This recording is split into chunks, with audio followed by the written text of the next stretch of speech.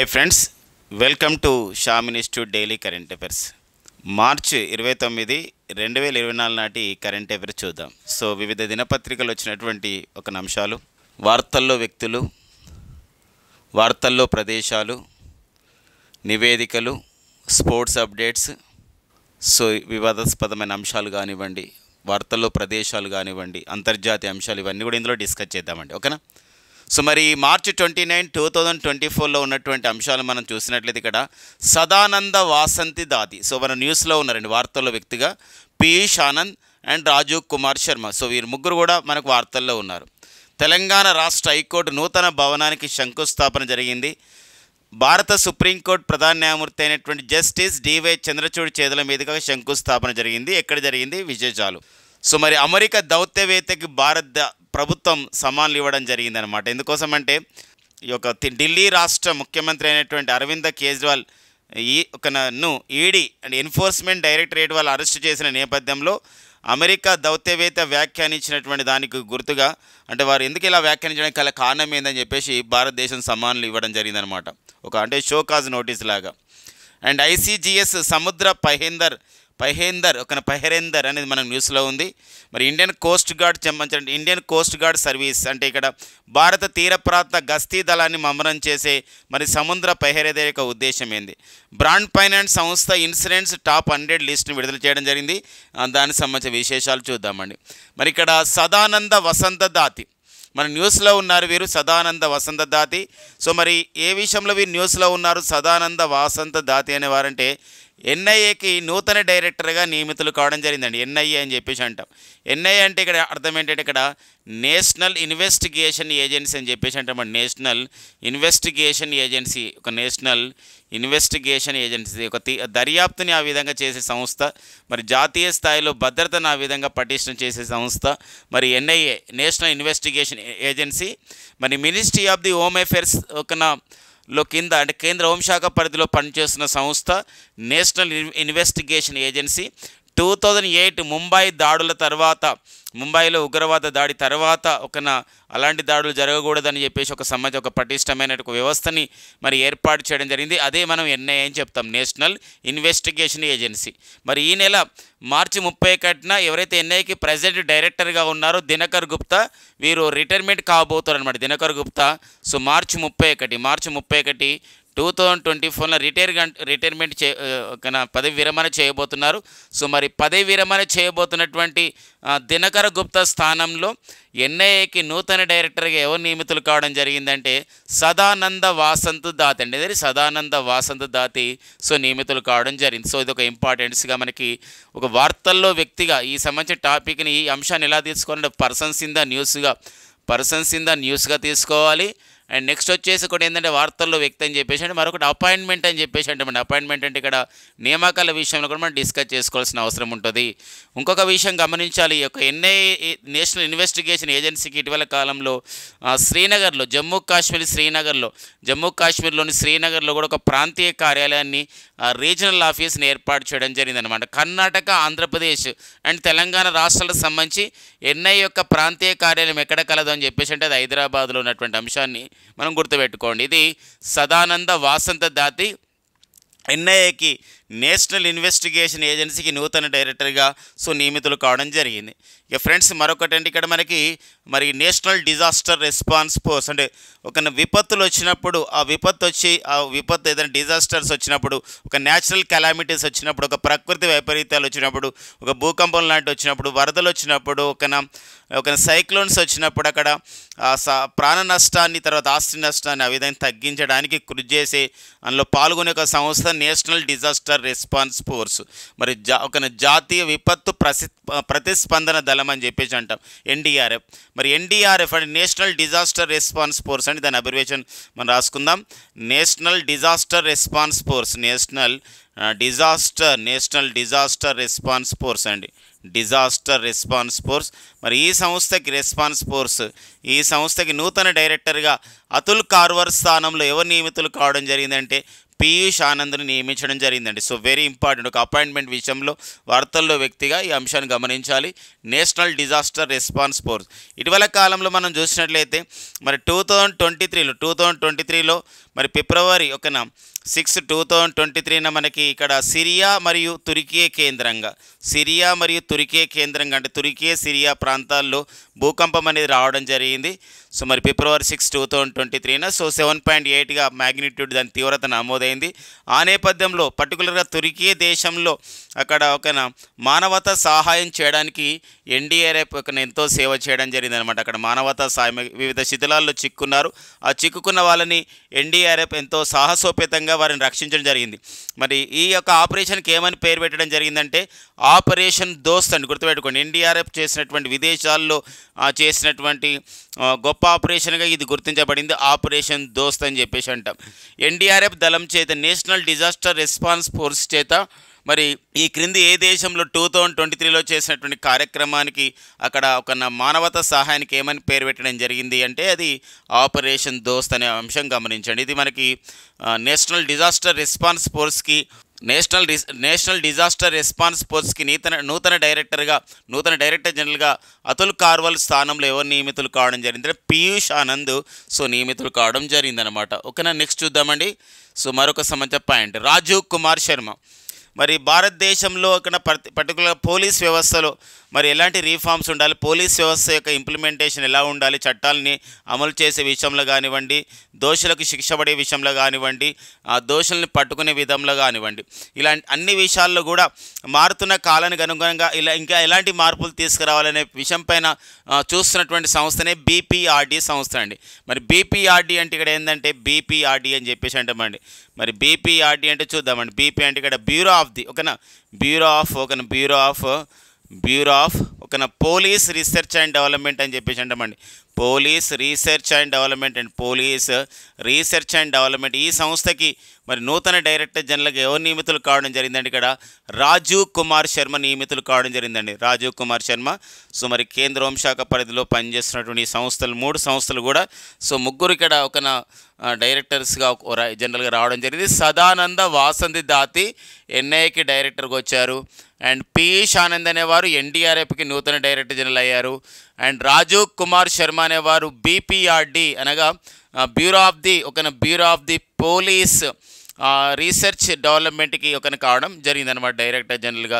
ఇలాంటి నేపథ్యంలో మనం చూసుకోవాల్సి మరికొన్ని విషయాలు కొన్ని సంస్థలపైన కూడా మనం డిస్కస్ చేసుకోవాల్సిన అవసరం ఉంది.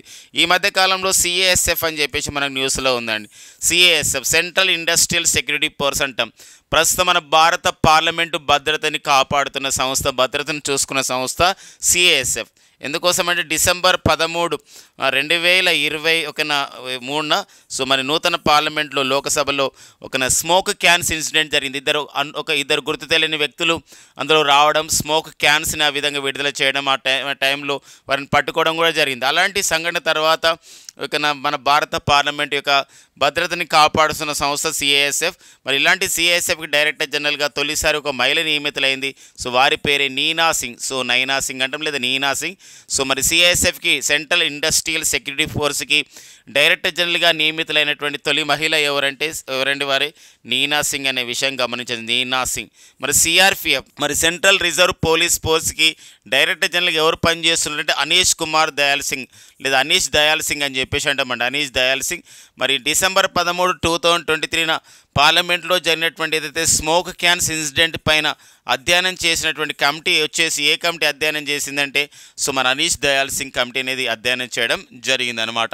ఇక నెక్స్ట్ వచ్చేసి మనకి బిఎస్ఎఫ్ అంటారు, border security force. Bharat Pakistan and Bharat Bangladesh మధ్య సరిహద్దుని కాపలా కాసే ఒక అద్భుతమైన సంస్థ, పారామిలిటరీ సంస్థ బిఎస్ఎఫ్. మరి ఇలాంటి బిఎస్ఎఫ్కి డైరెక్టర్ జనరల్గా ఇటీవల ఎవరు నియమితులు కావడం జరిగిందంటే నితిన్ అగర్వాల్ అండి. ఎవరు మై డియర్ ఫ్రెండ్స్, ఇక్కడ నితిన్ అగర్వాల్ అనేవారు సో డైరెక్టర్ జనరల్గా సో నియమితులు కావడం జరిగినటువంటి సందర్భం.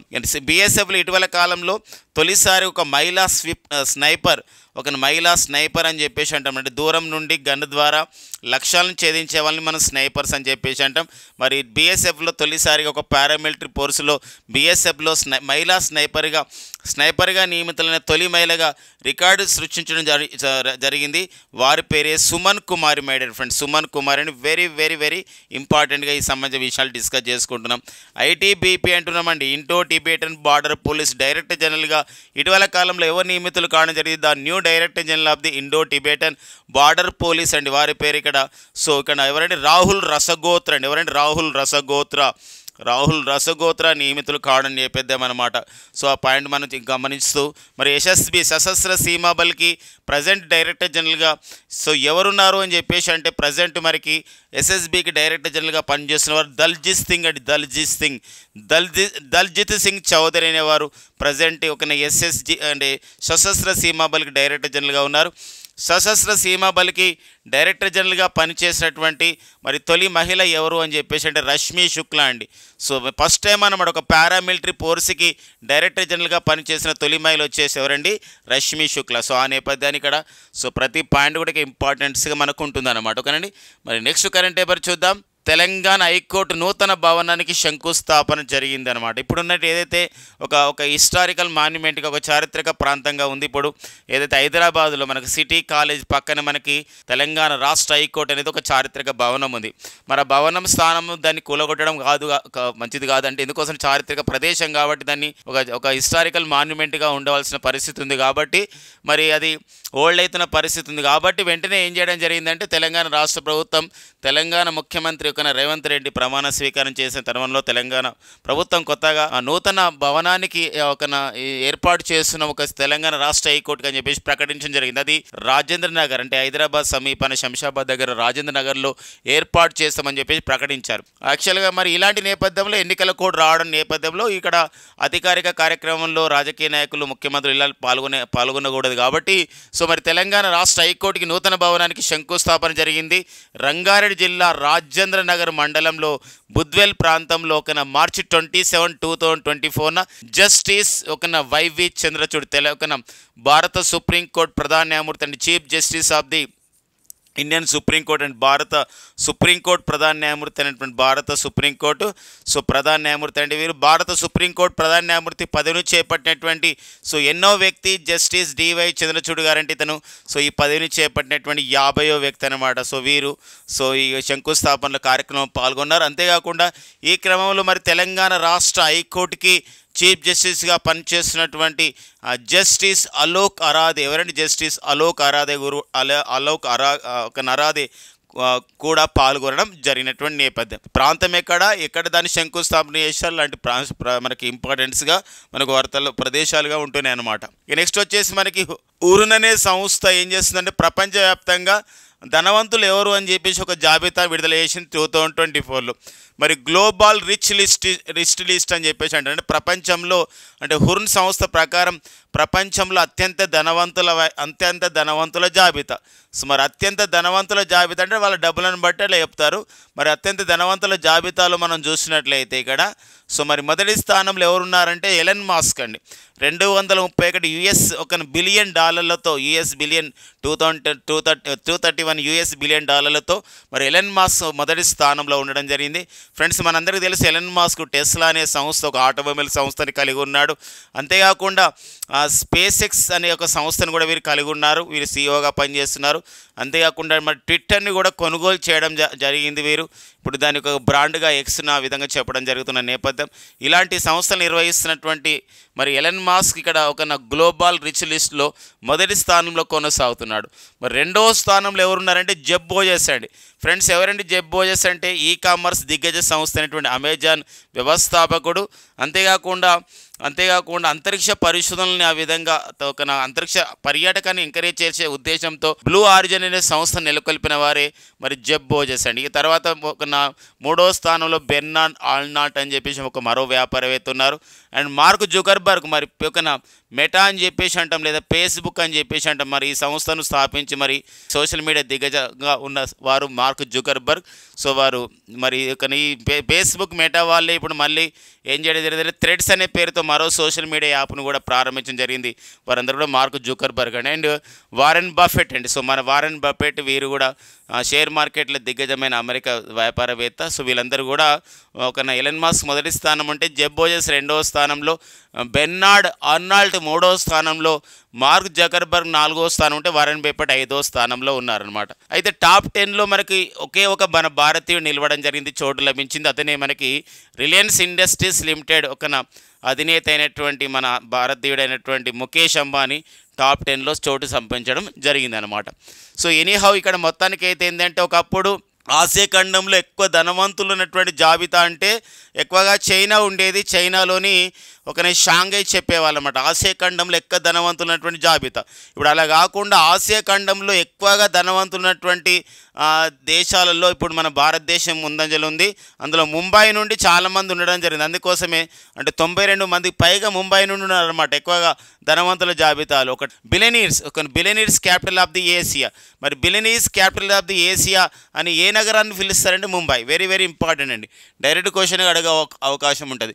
హురన్ గ్లోబల్ రిచ్ లిస్ట్ 2024 ప్రకారం అవన్నీ విషయాలు ఇచ్చి, సో మరి తొలిసారిగా బిలియనీర్ క్యాపిటల్ ఆఫ్ ది ఏషియాగా చైనాలోని బీజింగ్ కాకుండా, షాంఘై కాకుండా ఇప్పుడు ఇటీవల కాలంలో ఏ నగరం చోటు లభించిందంటే ఇది ముంబై నగరానికి బిలియనీర్ క్యాపిటల్ ఆఫ్ ది ఏషియాగా చోటు లభించింది. కాబట్టి ఇది కొన్ని మనకు ఒక కీ పాయింట్గా కరెంట్ అఫైర్స్గా మనం గుర్తుపెట్టుకోవాల్సిన అవసరం ఉందండి.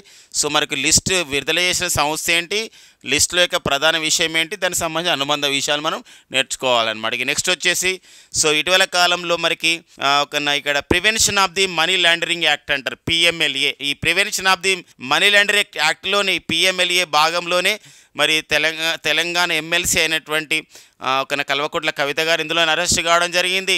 గతంలో మనీష్ సిసోడియా గారు కూడా ఇందులోనే, అంటే ఢిల్లీ మాజీ ఉప ముఖ్యమంత్రి అయిన వారు అందులోనే అరెస్ట్ కావడం జరిగింది. మళ్ళీ ఇప్పుడు సో మనకి ఇటీవల కాలంలోనే ఆమ్ ఆద్మీ పార్టీ వ్యవస్థాపకుడు మాజీ ఐఆర్ఎస్ అధికారి ఢిల్లీకి మరి ముఖ్యమంత్రి అయినటువంటి అరవింద్ కేజ్రీవాల్ కూడా ఈ prevention of the money laundering యాక్ట్లోనే చట్టంలో భాగంగా ఎన్ఫోర్స్మెంట్ డైరెక్టరేట్ అంటారండి, ఈడీ వాళ్ళు ఎన్ఫోర్స్మెంట్ డైరెక్టరేట్ వాళ్ళు అంటారండి, ఎన్ఫోర్స్మెంట్ డైరెక్టరేట్ వాళ్ళు సో అరెస్ట్ చేయడం జరిగిందనమాట.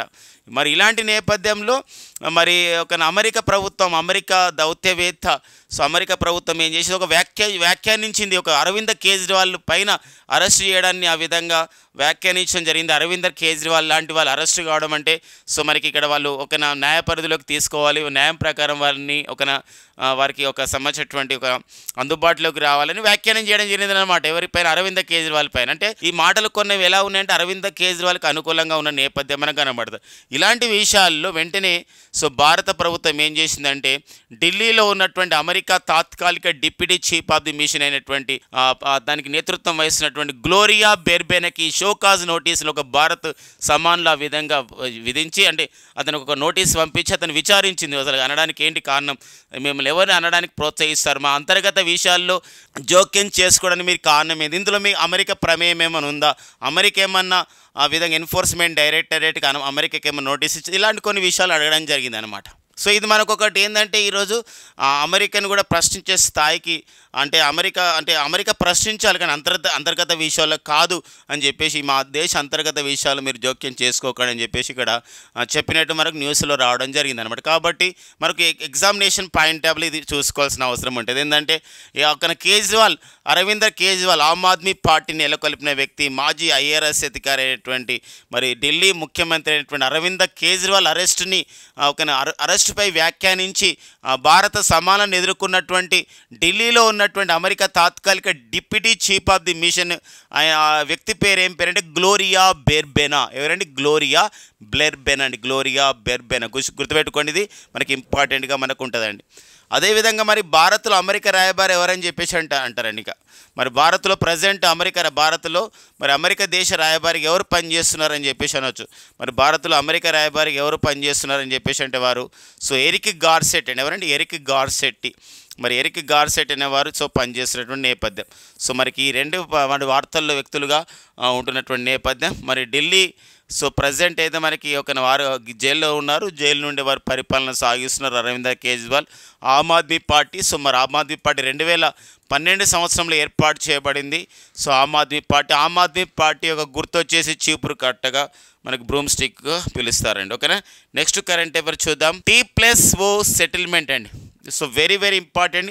మరి T+O సెటిల్మెంట్ దేనికి సంబంధించిందంటే ఇది ఒక ఫైనాన్షియల్ విషయం అండి, ఒక ఫైనాన్షియల్ అఫైర్స్. ఇది ఒక ఆర్థిక అంశంగా మనం గుర్తుపెట్టుకోండి. ఇది ఆర్థిక అంశం అనేది, ఆర్థిక విషయాల్లో ఉన్నటువంటిది. T+ సెటిల్మెంట్ దేనికి సంబంధించిందని చెప్పేసి అంటే ఇది మరి ఇక్కడ సెబీకి సంబంధించిందని చెప్పొచ్చు. అంటే సెబీ అంటే ఏం చేస్తారంటే securities exchange board of India అని చెప్పేసి అంటాం. T+O అనేది లేదా T+O అనేది లేదా T+O సెటిల్మెంట్ అని చెప్పేసి అంటాం, లేదా T+0 సెటిల్మెంట్ అని చెప్పేసి అంటాం. మరి T+0 సెటిల్మెంట్ అనేది దేనికి సంబంధించింది? ఇక బాంబే స్టాక్ ఎక్స్చేంజ్ సంబంధించింది లేదా నేషనల్ స్టాక్ ఎక్స్చేంజ్ సంబంధించింది. దీని ఉద్దేశం ఏంటంటే ఇంతవరకు మనకు T+6 సెటిల్మెంట్స్ ఉండేది, T+5 ఉండేది, T+5 తర్వాత లాస్ట్ T+1 ఇలా మనకు కొనసాగుతున్న నేపథ్యం ఉందండి. అంటే T+6 నుండి T+1 వరకు కూడా వివిధ సెటిల్మెంట్స్ ఉన్నాయి మనకి.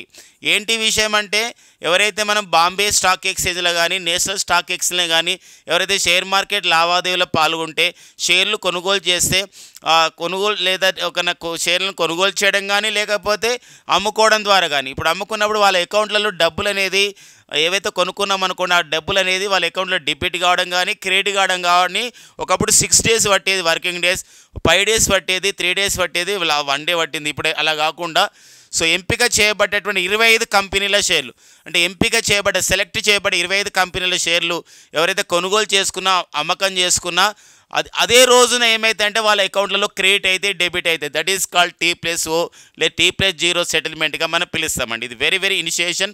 ఇది March 28, 2024 నుండి అమలు చేస్తున్నారు. మరి బాంబే స్టాక్ ఎక్స్చేంజ్లో నేషనల్ స్టాక్ ఎక్స్చేంజ్లో ఆ విధంగా నమోదైనటువంటి 25 కంపెనీల షేర్లు ఏవైతే ఉన్నాయో అవి కొనుగోలు చేసే వరకు ఒక ప్రయోగాత్మకంగా చేయడం జరిగింది. కాబట్టి అంటే అర్థమైంది, ఇవి తెలుసుకోవాల్సిన అవసరం మనకు ఉంటుందండి. సెబీ అంటే ఇదంతా కూడా నిర్వహిస్తుంది, securities exchange board of India అని చెప్పేసి అంటాం. మరి ఇలాంటి సెబీకి ప్రజెంట్ మరి చైర్పర్సన్గా ఎవరు పనిచేస్తున్నారంటే మాధవీపురి బచ్. మరి మాధవీపురి బచ్ అనేవారు సెబీకి చైర్పర్సన్గా పనిచేస్తున్నారు. The first women who became the chairperson to the SEBI. So Madhabi Puri Butch అండి, అంటే సెబీకి చైర్పర్సన్గా నియమితులైన తొలి మహిళ వచ్చేసి మాధవీపురి బచ్. నెక్స్ట్ వచ్చేసి మనకి కేంద్ర హోంశాఖ మంత్రి, కేంద్ర సహకార శాఖ మంత్రి అయినటువంటి అమిత్ షా ఇటీవల చేసినటువంటి వ్యాఖ్యలు అనేది మనకు న్యూస్లో ఉండడం జరిగింది. ఏంటా వ్యాఖ్యలు, ఏంటా స్టేట్మెంట్ ఏంటి అదంటే ఇక్కడ సో మనకు 1958లో మన భారతదేశంలో ఒక చట్టం అనేది వచ్చింది. అది సాయుధ బలగాలకు ఒక ప్రత్యేక అధికారాలను ఇస్తుంది. మరి సాయుధ బలగాల ప్రత్యేక అధికారాల చట్టం ప్రకారం ఎక్కడైతే దేశ భద్రతకు ముప్పు వస్తుంది, ఎక్కడైతే ఒక కమ్యూనల్ వైలెన్స్ ఎక్కువ ఉంది, ఎక్కడైతే ఆ విధంగా దేశ భద్రతకు ముప్పు వచ్చింది లేకపోతే ఉగ్రవాదులు చొరబడుతున్న సందర్భం ఉంటుంది, ఇలాంటి నేపథ్యంలో అక్కడ కల్లోలిత ప్రాంతంగా మిలిటెన్సీ యాక్టివిటీస్ లాంటివి ఉన్నప్పుడు వెంటనే కేంద్ర హోంశాఖ అక్కడ అప్సా చట్టాన్ని విధిస్తారండి. అప్సా చట్టం 1958లో వచ్చినటువంటి అప్సా చట్టం అంట. అప్సా అంటే ఇక్కడ చూసుకోండి, ఇక్కడ ఆర్మ్డ్ ఫోర్సెస్ అండి. ఓకేనా, armed forces special powers act అని చెప్పేసి అంటాం అండి మై డియర్ ఫ్రెండ్స్. మరి స్పెషల్ పవర్స్ యాక్ట్ అని చెప్పేసి అంటాం. మరి ఈ చట్టం అనేది 1958లో రావడం జరిగింది. సో సాయుధ బలగాల ప్రత్యేక అధికార చట్టం. ఇక్కడ మనకి ఎలాంటి అరెస్ట్ వారెంట్స్ కానివ్వండి, ఎలాంటి సర్చ్ వారెంట్ లేకుండా కూడా ఎవరినైనా అరెస్ట్ చేయొచ్చు, ఆ విధంగా వారెంట్ లేకుండా కూడా అతన్ని అరెస్ట్ చేయొచ్చు, ఇలాంటివన్నీ ఉంటాయి అన్నమాట అప్సా చట్టం లోబడి. మరి ఇలాంటప్పుడు గవర్నమెంట్ ఆఫ్ ఇండియా ఏం చేస్తుందంటే ఇతను చెప్పాడనమాట అమిత్ షా, కేంద్ర హోంశాఖ మంత్రి అండ్ సహకార శాఖ మంత్రి ఏమని చెప్పడం జరిగింది అంటే జమ్మూ కాశ్మీర్లో ప్రజెంట్ ఇక్కడ అప్సా చట్టం అనేది అమల్లో ఉంది. Very soon we will consider revoke the ఒక అప్సా యాక్ట్ అని చెప్పడం జరిగింది. అంటే మేము రీవోకింగ్ అంటే దాన్ని మేము ఏంటంటే తొలగించబోతున్నాము. రీవోకింగ్ అంటే అర్థం ఏంటంటే considered, government of India will consider revoking AFSPA in Jammu Kashmir. అంటే జమ్మూ కాశ్మీర్లో కొంచెం ఇలాంటి ఉగ్రవాద చర్యలు తగ్గిపోయినాయి, ఎలాంటి దేశ భద్రతకు ముప్పు వాటిల్ల చర్యలు లేదు, మిలిటెన్సీ యాక్టివిటీస్ కూడా తగ్గిపోయాయి. కాబట్టి మరి జమ్మూ కాశ్మీర్లో ఏదైతే అప్సా చట్టాన్ని అమలు చేస్తున్నామో దాన్ని రివోక్ చేస్తాము, దాన్ని వెనక్కి తీసుకుంటాము, ఒక విత్డ్రా చేసుకుంటాము, ఒక ఆలోచన మాకు ఉంది కేంద్ర ప్రభుత్వానికి, భారత ప్రభుత్వానికి అని చెప్పేసి అతను వ్యాఖ్యలు చేయడం జరిగింది. ప్రజెంట్ అయితే అప్సా చట్టం మనం చూసినట్లయితే జమ్మూ కాశ్మీర్, అస్సాం, మణిపూర్, అరుణాచల్ ప్రదేశ్తో పాటుగా నాగాలాండ్ రాష్ట్రాలలో ప్రజెంట్ అయితే అప్సా చట్టం అనేది అమల్లో ఉన్న నేపథ్యం గుర్తుపెట్టుకోండి అండి. నాగాలాండ్లో కొన్ని ప్రాంతాల్లో అప్సా చట్టం అనేది మనకి ఒక కనబడుతుంది. ఇంకా మరో 6 months కూడా నిన్ననే ఎక్స్టెండ్ చేయడం జరిగింది అరుణాచల్ ప్రదేశ్, నాగాలాండ్ ప్రాంతంలో. సో ఇవ్వండి మనకి అప్సా చట్టం గురించి ఇటీవల కాలంలో కేంద్ర హోంశాఖ మంత్రి అమిత్ షా, సహకార శాఖ మంత్రి కూడా పనిచేస్తున్నారు కోఆపరేటివ్ మినిస్టర్గా. వారు చేసిన వ్యాఖ్యలు మనకు గుర్తుపెట్టుకోవాల్సిన అవసరం మనకు ఉంటుందండి. సో ఇది అప్సా చట్టం విషయంలో ఉన్నటువంటి అంశం. ఇక నెక్స్ట్ వచ్చేసి మనకి మరొక ఇంపార్టెంట్స్గా మనం గుర్తుపెట్టుకోవాల్సిన అవసరం ఉందండి ఇక్కడ పొల్యూషన్స్ విషయంలో. అంటే ఇక్కడ ఏంటంటే మనకి భారత తీర ప్రాంత గస్తీని మమ్మరం చేయడానికి మనం ఐసీజీ షిప్ను వాడతాం, దానికి ఐసీజీ అని పెడతాం. ఐసీజీ అంటే ఇండియన్ కోస్ట్ గార్డ్ షిప్ అని చెప్పేసి అంటాం. మరి ఇండియన్ కోస్ట్ గార్డ్ షిప్లో మనం చూసినట్లయితే ఇక్కడ సో మనకి ఇక్కడ ఫిలిప్పైన్స్ ప్రాంతంలో మనీలా బే అని చెప్పేసి అంటామంటే ఒక సముద్ర ప్రాంతం. అక్కడ మనం సముద్ర పైహరేందర్ అనే దాన్ని చెప్పేసి అక్కడ మోహరించడం జరిగిందనమాట, ఒక సముద్ర పైహరేందర్. ఏంది దీని ఉద్దేశం ఏంటంటే సముద్ర పైహరేందర్ అండి దీని యొక్క నౌక పేరు అనమాట, సముద్ర పైహరేందర్. మనం సముద్ర పైహరేందర్ ఓకేనా, ఈ సముద్ర పైహరేడర్ అని చెప్పేసి అంటాం. ఇది ఏంటి అంటే ఇది అక్కడ ఒక పర్టికులర్గా మనం చూసినట్లయితే అక్కడ సముద్రం పైన పరిశోధన చేయడంతో పాటుగా సముద్ర యొక్క వాతావరణాన్ని అధ్యయనం చేయడంతో పాటుగా సముద్ర పొల్యూషన్ పైన అంటే ఇక కాలుష్య పదార్థాల పైన కూడా అధ్యయనం చేస్తూ తీర ప్రాంతాన్ని గస్తీ చేస్తారనమాట. దీన్ని మనం ఇక్కడ ఏమంటారంటే ఏబీ అంటే ఇది ఎవరు తయారు చేశారు, ఏ సంస్థ తయారు చేశారంటే ఇది మనకి గుజరాత్లో ఉన్నటువంటి ఏదైతే ఏబీజే షిప్ యార్డ్, ఈ సూరత్ సంస్థ వాళ్ళు దీన్ని తయారు చేయడం జరిగింది. ఇది ఒక పిఎస్వి అనమాట, అంటే ఒక పిఎస్వి అని చెప్పేసి అంటాం. ఇక్కడ ఏంటంటే ఒక సంబంధించినటువంటి వాతావరణాన్ని ఆ విధంగా అధ్యయనం చేయడం, పొల్యూటెంట్స్ని ఆ విధంగా ఈ యొక్క సంబంధించినటువంటి మనం వాటి కావాలంటే మనకి ఇక్కడ పొల్యూషన్ పైన అంటే కాలుష్యక పదార్థాల పైన కానివ్వండి, వాటిపైన కానీ చూసుకోవడానికి కానివ్వండి, భద్రత పైన కానివ్వండి, ఇలా అన్ని విషయాలపైన చూసుకునే ఒక వెజిల్ అనమాట. ఇది మనం పిఎస్వి ఆఫ్ ది ఇండియా అని చెప్పేసి అంటాం. సెకండ్ పిఎస్వి ఆఫ్ ఇండియాగా మనం పిలుస్తామండి. ఇది ఆల్రెడీ మొదటిది ఏమొచ్చిందంటే సముద్ర ప్రహారీ అనేది ఒకటి వచ్చింది. సముద్ర ప్రహారీ అంటే సముద్రాన్ని ఆ విధంగా కాపాడుకునే విషయంలో, అంటే కాపాడుకోవడం అంటే ఓన్లీ భద్రతనే కాదు, పొల్యూషన్ పైన కూడా కంట్రోల్ చేసుకోవడం, పొల్యూషన్ కంట్రోల్ చేయడానికి ఎలాంటి మెజర్స్ వాడడం, లేకపోతే సముద్రం యొక్క ఎకోసిస్టమ్ అనేది ఎలా ఉంటుంది, ఇవన్నీ కూడా అధ్యయనం చేస్తారన్నమాట. ఇది సముద్ర ప్రహారీ అంటే ఈ యొక్క సెకండ్ పిఎస్వి అనేది ఏంటంటే మన భారత నౌకాదళంలోకి చేర్చబడినటువంటి రెండో పిఎస్సి ఏంటంటే ఐసిహెచ్ సముద్ర పైహరేందర్. అలా కాకుండా భారత నౌకాదళంలో చేరినటువంటి మొదటి పిఎస్వి ఏదంటే అది సముద్ర ప్రహారీ అని చెప్పేసి మనం పిలుస్తాం.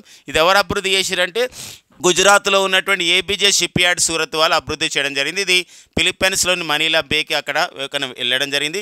మనం వాళ్ళకి ఒక పరిశోధన అంశంలో ఈ విషయంలో సహాయం చేస్తున్నమాట. ఈ యొక్క నౌకాదళ సంబంధించినటువంటి మనకు ఒక బయలేటరీ రిలేషన్స్లో భాగంగా ద్వైపాక్షిక సంబంధాల్లో భాగం. ఎందుకోసం అంటే ఈ మధ్య కాలంలోనే మన భారత విదేశాంగ మంత్రి అయినటువంటి భారత విదేశాంగ మంత్రి సుబ్రహ్మణ్యం జయశంకర్ గారు సో ఈ మధ్యకాలంలో మార్చి 2024 చివరి వారంలో సింగపూర్ దేశ పర్యటనకి వెళ్ళడం జరిగింది.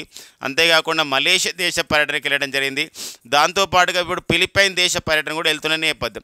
ఫిలిప్పైన్ దేశం యొక్క ఎందుకోసం ఇండో పసిఫిక్ ఏరియాలో మరి ఇండో పసిఫిక్ ప్రాంతంలో ఈ 3 దేశాలు ఎంతో కీలకంగా ఉంటున్న నేపథ్యం ఉంది.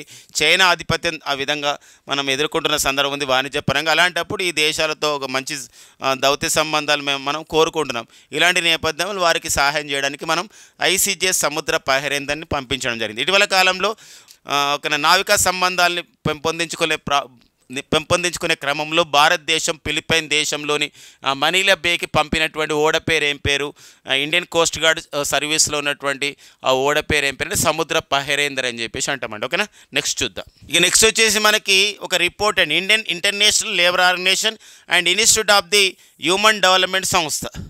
ఓకేనండి, international labour organization, institute of the human development సంస్థలు సంయుక్తంగా India employment report 2024 youth education employment and skills అంటే మన భారతదేశంలో మరి ఎంప్లాయ్మెంట్ అనేది ఎలా ఉంది, ఉద్యోగిత అనే ఒక నివేదిక ఎలా ఉంది అంటే ఉద్యోగాలు పొందే విషయంలో ఎలా ఉన్నారు ఇక్కడ యువత. అంతేకాకుండా మరి భారతీయుల యువకుల విద్య అనేది ఎంప్లాయ్మెంట్కి ఎలా ఉపయోగపడుతుంది, నైపుణ్యాలు ఎలా సాధిస్తున్నారు ఒక రిపోర్ట్ అనమాట.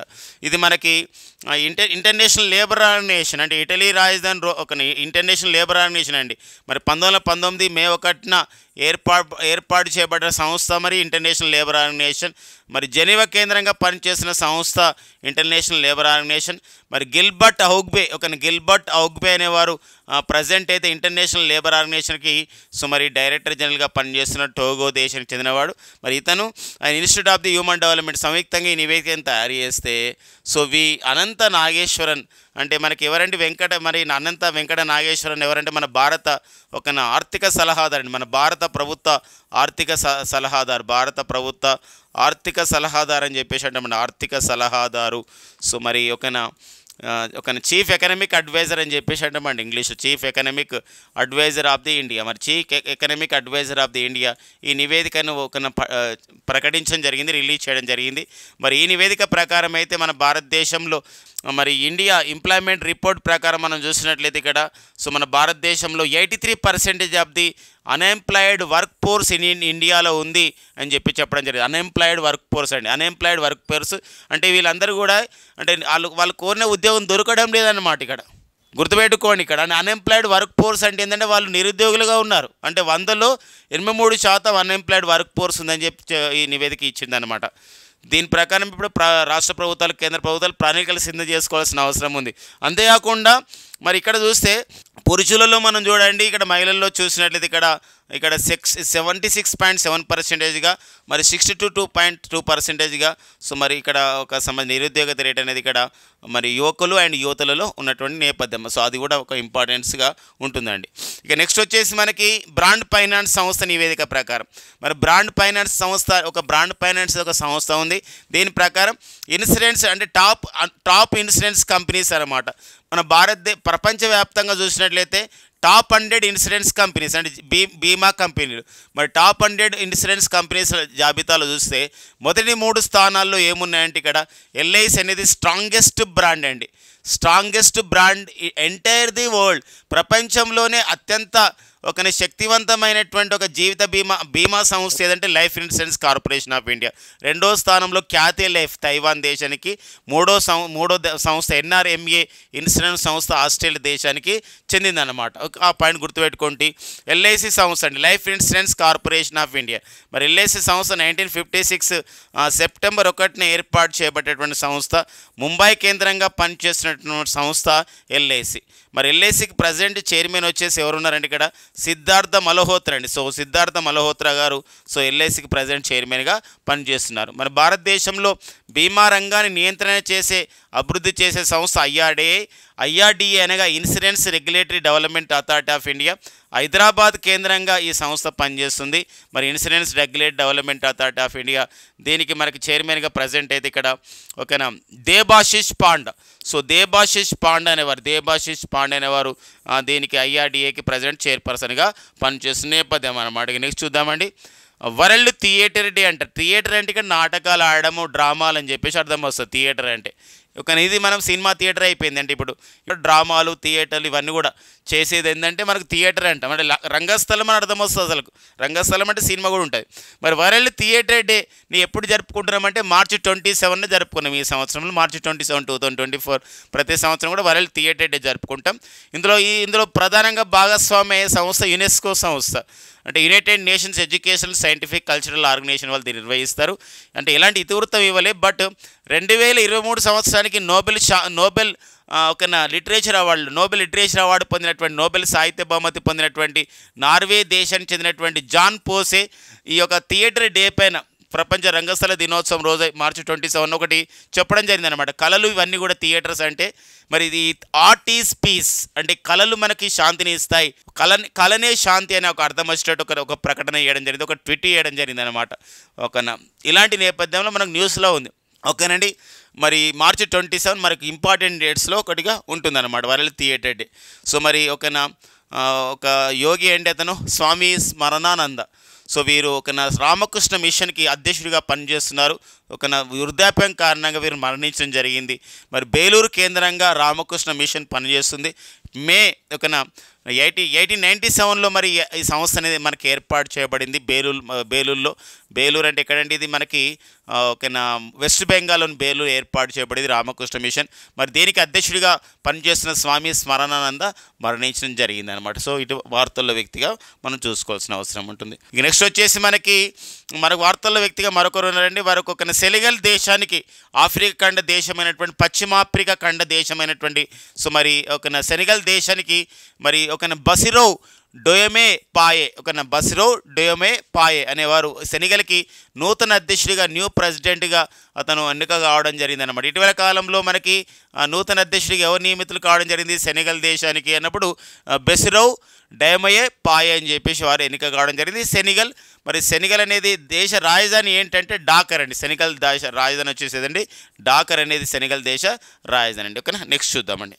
ఇక నెక్స్ట్ వచ్చేసి ఐపీఎల్ అండి. మనకి ఇండియన్ ప్రీమియర్ లీగ్ 2024 సీజన్లో మనకి హైదరాబాదులోని ఉప్పల్లో ఉన్నటువంటి రాజీవ్ గాంధీ క్రికెట్ స్టేడియంలో మనకి ఒక గొప్ప విజయం నమోదు కావడం జరిగింది. ఐపీఎల్ స్టార్ట్ అయిన కాంచెని ఇండియన్ ప్రీమియర్ లీగ్ అనేది మరి లలిత్ మోడీ గారు దీన్ని రూపొందిస్తే ఐపీఎల్ని 2008లో రూపొందిస్తే మరి ఐపీఎల్ 2008లో స్టార్ట్ అయ్యి ఇప్పటివరకు కొనసాగుతున్న నేపథ్యంలో ఎప్పుడు కూడా ఇక్కడ అత్యధిక స్కోర్ నమోదు కావలేదు. ఈసారి హైదరాబాదులోని మనకి రాజీవ్ గాంధీ క్రికెట్ స్టేడియంలో ఉప్పల్లో జరిగిన వాటిలలో ఉప్పల్లో సిక్సర్ల ఉప్పెన అని చెప్పేసి ఒక పెద్ద సంబంధించినటువంటి ఒక టైటిల్తో వివిధ పత్రికలు రావడం జరిగిందండి.